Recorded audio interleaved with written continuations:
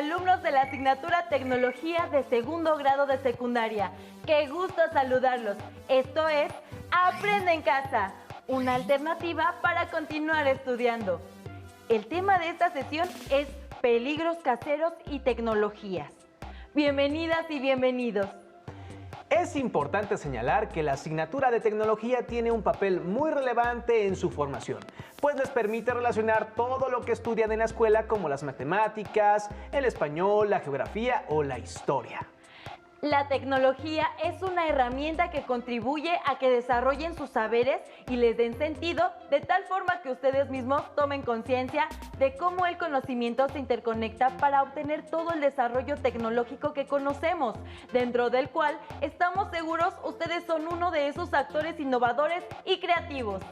Practicar una cultura de seguridad implica seguir y respetar las diferentes normas que se establecen dentro y fuera del salón de clase, para prevenir riesgos y preservar la salud y la integridad física de todos. Lo anterior posibilitará hacer un uso adecuado de los métodos y procedimientos que se lleven a cabo. ¿Qué tipo de riesgos consideran se pueden presentar al usar herramientas, materiales e instalaciones en la operación de procesos técnicos? A ver, ¿qué cable va con cuál? Creo que así es esto. Creo que este va con este. Ahí sí, ya está. A ver. No, ¿qué pasó? Pero si solo junté los cables y... creo que debo de tener más cuidado con la electricidad. ¿Sabes cuáles son las precauciones que debemos de tomar al usar la energía eléctrica? Si bien la electricidad es necesaria, debemos tener cuidado al usarla, ya que puede provocar incendios o descargas eléctricas, es decir, el paso de la corriente por el cuerpo humano y que dependiendo de su intensidad, duración y trayectoria, puede llegar a ser muy peligroso. Para evitar riesgos por el uso de la electricidad, debemos de seguir normas de seguridad. Por ejemplo, evitar manipular aparatos eléctricos con las manos mojadas, dado que el agua es conductora de electricidad. Utilizar guantes dieléctricos creados con materiales aislantes como goma o látex, pues estos impiden la conducción de electricidad. Procurar que toda instalación eléctrica cuente con mecanismos de protección como tomas de tierra, interruptores y fusibles. Colocar los aparatos y contactos de electricidad lejos de las tomas de gas y agua. Desconectar de la corriente eléctrica cualquier aparato que deba ser revisado. Verificar que los cables eléctricos estén cubiertos de goma o plástico. Evitar conectar varios aparatos eléctricos en un solo contacto. Y colocar tapas protectoras en los contactos eléctricos cuando haya niños pequeños en casa. ¿qué debemos hacer en caso de un accidente eléctrico?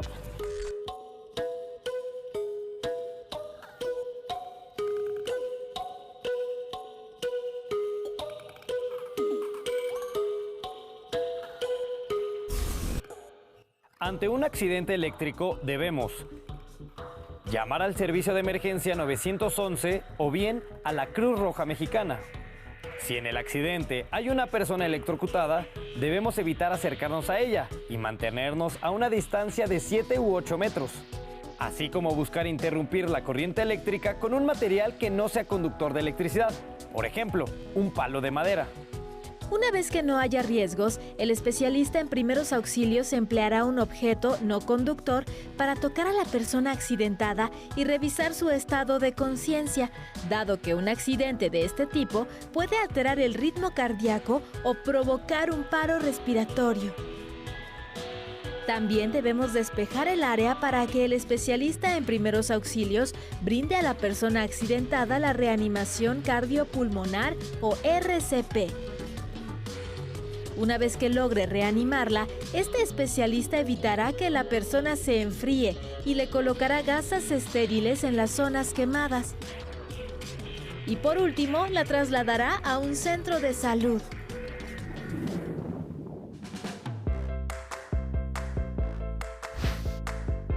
Ahora sé que para arreglar mi ventilador, lo mejor es buscar a un experto antes de poner en riesgo mi salud o provocar un accidente. ¿Y tú qué otras medidas de prevención conoces? ¿O cómo puedes actuar ante un accidente eléctrico? Así como la electricidad, existen diversos materiales que requieren ser utilizados adecuadamente. ¿Qué otros materiales o herramientas usan siguiendo normas de seguridad? El uso de materiales, herramientas e instalaciones datan de muchos años atrás. Por ello, los invitamos a que vean el siguiente video que muestra cómo algunas culturas prehispánicas utilizaban materiales para desarrollar diversas actividades. Bienvenidos a una emisión más de esta serie. En esta ocasión hablaremos de los materiales con los que algunas culturas prehispánicas construyeron sus templos, viviendas y ornamentos. Veremos cómo el conocimiento de las propiedades de estos materiales permitió a los pobladores prehispánicos emplearlos de diferente manera. ¿Me acompañan? Entre la riqueza cultural de México se encuentran los sitios arqueológicos de distintas culturas prehispánicas. Los olmecas constituyeron la civilización más antigua en Mesoamérica y fueron los primeros en emplear la piedra en la arquitectura y la escultura. El área olmeca está delimitada al este por la laguna de Alvarado, Veracruz, y al oeste por la barra de Tupilco, Tabasco. La frontera norte la constituye el Golfo de México, y hacia el sur se extiende cerca de 100 kilómetros. Los sitios olmecas de los que se posee mayor información son San Lorenzo y La Venta. Uno de los temas de investigación sobre los olmecas es el tipo de materiales empleados en sus obras escultóricas. El caso de La Venta es particularmente interesante dado que no existen yacimientos de piedra en más de 50 kilómetros a la redonda. Las esculturas de La Venta fueron elaboradas con materiales muy diversos como piedras de origen volcánico. Por ejemplo, basalto y andesita, formada en su mayor parte por aluminio, silicio, sodio y calcio. En San Lorenzo se han encontrado discos de ilmenita y magnetita, ambos minerales de hierro. La obsidiana y el pedernal también fueron materiales empleados por los olmecas en sus instrumentos y objetos ceremoniales. Ningún yacimiento de estos materiales se encuentra dentro de la región olmeca, lo que indica que tuvieron que ser extraídos en lugares distantes.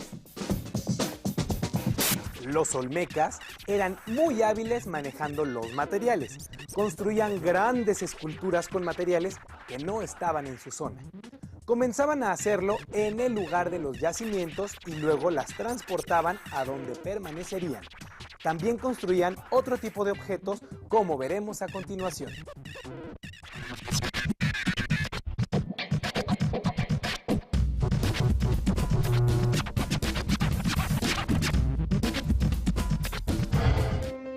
La ilmenita es un tipo de roca muy dura debido a su origen volcánico. Recientemente, en la zona de San Lorenzo se han encontrado silbatos prehispánicos hechos con esta piedra. Las piezas se encuentran actualmente resguardadas por el Instituto Nacional de Antropología e Historia. Una de las hipótesis de los arqueólogos es que para la elaboración de estos artefactos, los olmecas se valieron de un arco de vara.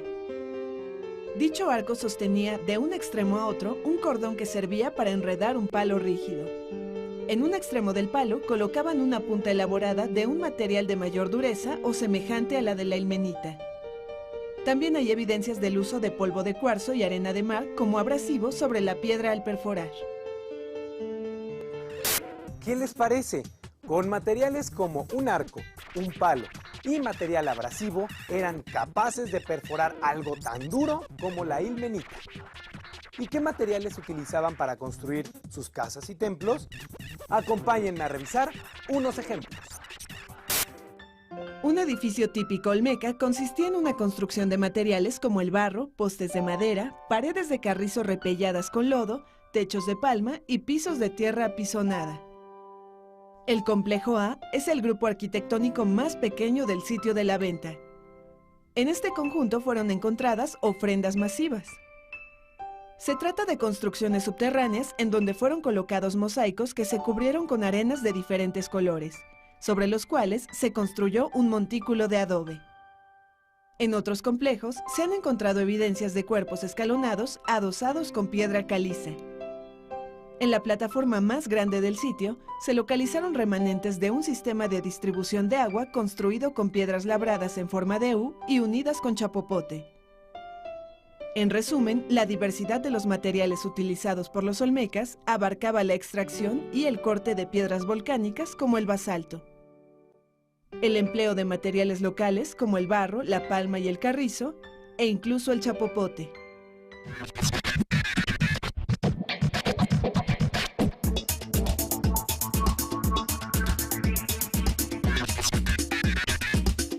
¡Sorpréndete! Los olmecas fueron los primeros mesoamericanos en recoger y procesar el petróleo que brotaba de los yacimientos naturales. Se han encontrado pruebas de que el chapopote era usado para sellar acueductos de basalto y las embarcaciones, así como en la decoración de figurillas y en mangos de cuchillos. Para procesarlo, los olmecas calentaban una mezcla de chapopote, pasto, palmas y olotes. La dejaban secar y guardaban los trozos.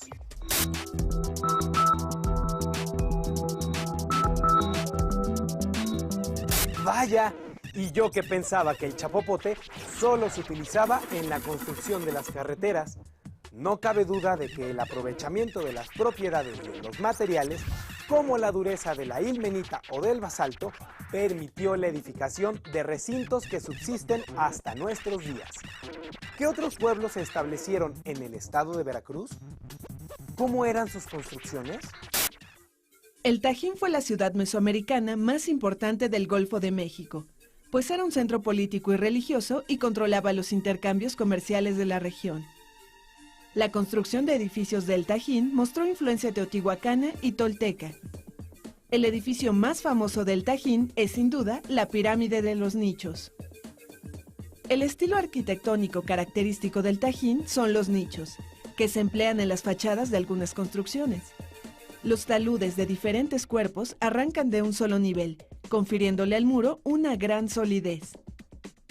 Para construir Tajín el Chico, los arquitectos prehispánicos usaron grandes lajas apoyadas horizontalmente. Para unirlas, utilizaban una mezcla de arena, grava y cal. Al hablar de técnicas de construcción, no puede dejar de mencionarse el uso del colado, como es el caso del edificio A de Tajín el Chico, en donde se han encontrado los restos de un grueso techo de argamasa que fue colado de una sola pieza. Esta argamasa se logró al mezclarse arena con piedra pómez, concha marina y fragmentos de cerámica.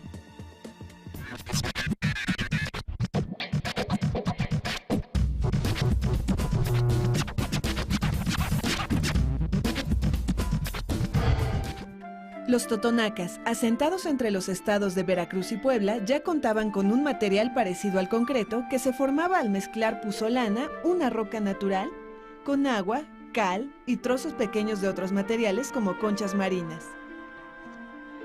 La puzolana es un material que cuando se ha dividido finalmente y está en presencia de agua, reacciona químicamente con el hidróxido de calcio o cal. Los compuestos que se forman tienen propiedades semejantes a las del cemento, por lo que podían ser utilizados por los totonacas para unir otros materiales. En la península de Yucatán floreció otra cultura, la maya. ¿Los mayas habrán usado también estos materiales? Conozcamos acerca de sus maravillosas construcciones. La cultura maya habitó una vasta región ubicada en el territorio del sur, sureste y este de México, además de Belice, Guatemala, Honduras y El Salvador.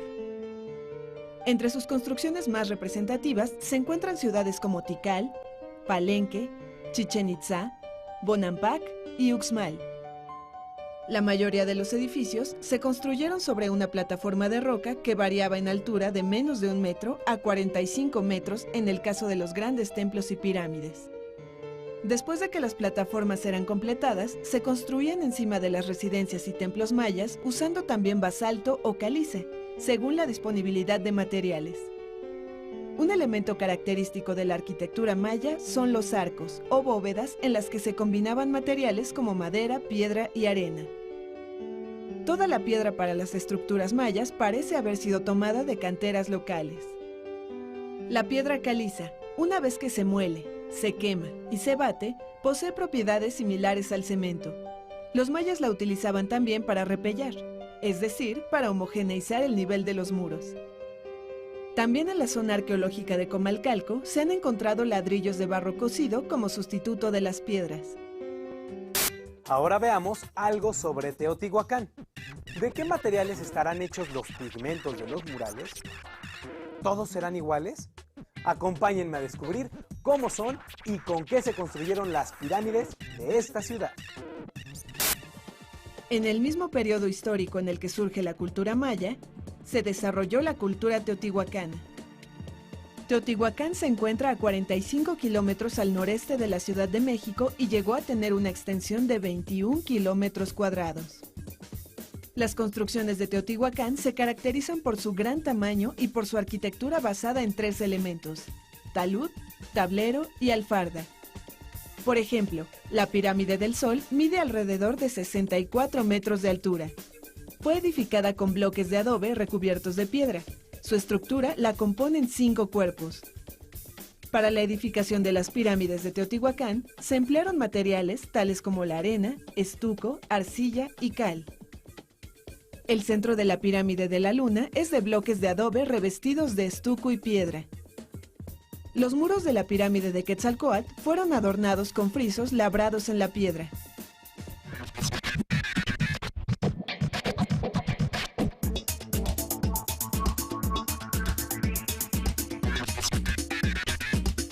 ¡Sorpréndete!